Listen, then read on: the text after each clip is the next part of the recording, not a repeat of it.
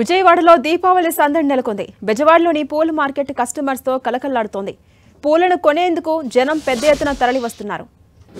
ఇక మరిన్ని అప్డేట్స్ మా ప్రతినిధి విజయ్ చంద్రన్ అందిస్తారు. విజయ్ చంద్రన్. దీపావళి సందర్భంగా రేపు లక్ష్మీ పూజ ఉండడంతో పెద్ద ఎత్తున విజయవాడ పూల మార్కెట్కు భక్తులు రావడం జరుగుతుంది. ఇక్కడికి వచ్చి పూలను కొనడం జరుగుతూ ఉంది.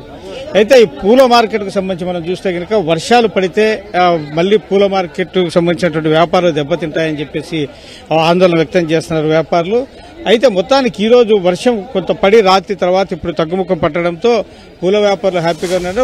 వ్యాపారాలు కూడా బాగానే జరుగుతున్నాయి. ఈ రోజు రేపు 2 రోజుల పాటు ఈ వ్యాపారం ఉంటుంది. ఇక్కడ వ్యాపారాలు అడిగి తెలుసుకుందాం. ఇక్కడ వ్యాపారం ఏ విధంగా వ్యాపారం ఏ విధంగా ఉంది, ఎన్ని రోజులు ఈ వ్యాపారం ఉంటుంది? ఇవాళ రేపు ఉంటుందండి. వర్షం గ్యాప్ ఇచ్చింది కాబట్టి కొంచెం జనాభా వచ్చారు, లేకుంటే తక్కువగా వచ్చేవాళ్ళు. వ్యాపారం డల్ అయ్యేది.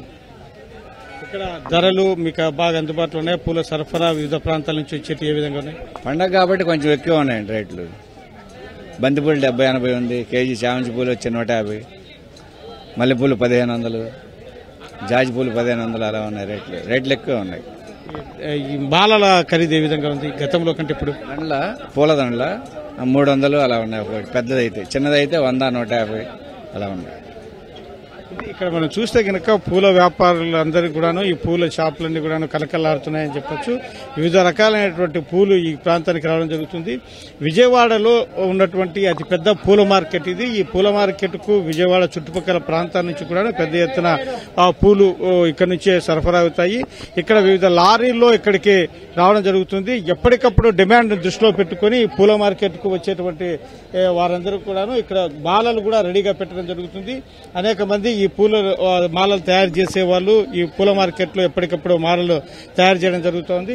టోటల్ గా ఈ దీపావళి సందర్భంగా పూల వ్యాపారులు అయితే కనుక హ్యాపీగా ఉన్నారని చెప్పొచ్చు. అయితే వర్షం పడితే ఇబ్బందులకు గురవుతామని చెప్పేసి వీరు చెప్తా ఉన్నారు. ఈ ధరలు అయితే కొంత ఈ దీపావళి సందర్భంగా అయితే కనుక ఎక్కువ ధరలుగా ఉన్నాయి. ఈ ఎక్కువ ధరలు ఉండడం వల్ల తమ కొంత ఇబ్బందిగా ఉందని చెప్పేసి కొంతమంది భక్తులు కూడా చెప్పడం జరుగుతూ ఉంది. Right, thank you Vijay Chandran.